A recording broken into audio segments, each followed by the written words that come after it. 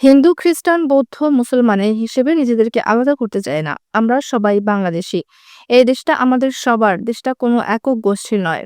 মঙ্গলবার বিকেলে দিনাজপুরের হিলিতে শুভ বড়দিন উপলক্ষে আর্থিক সহায়তা প্রদানকারী এসব কথা বলেন বিএনপির স্থায়ী কমিটির সদস্য ডাক্তার এস.জেড.এম জাহিদ হোসেন। হিন্দু, খ্রিস্টান, বৌদ্ধ, মুসলমান এই হিসাবে নিজেদেরকে ভাগ করতে চাই না। আমরা সবাই হাকিমপুরবাসী, অর্থাৎ আমরা সবাই বাংলাদেশী।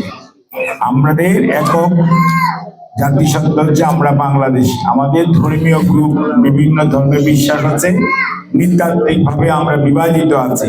কেউ সাঁওতাল, কেউ গারো, কেউ মারমা, কেউ চাকমা, কেউ বাঙালি এই হিসাবে আছে।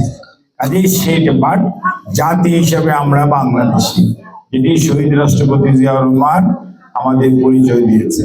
পরে তিনি হাকিমপুর উপজেলার ১৭টি গির্জায় নগদ অর্থ প্রদান করেন। এ সময় উপস্থিত ছিলেন দিনাজপুর জেলা বিএনপির উপদেষ্টা আকরাম হোসেন, উপজেলা বিএনপির সভাপতি ফেরদৌস রহমান, সাধারণ সম্পাদক সাখাওয়াত হোসেন শিল্পী, পৌর বিএনপির ভারপ্রাপ্ত সভাপতি ফরিদ খান, সাধারণ সম্পাদক নাজমুল হোসেন, উপজেলা বিএনপির যুগ্ম সাধারণ সম্পাদক এস.এম. রেজা আহমেদ বিপুল সহ অনেকেই।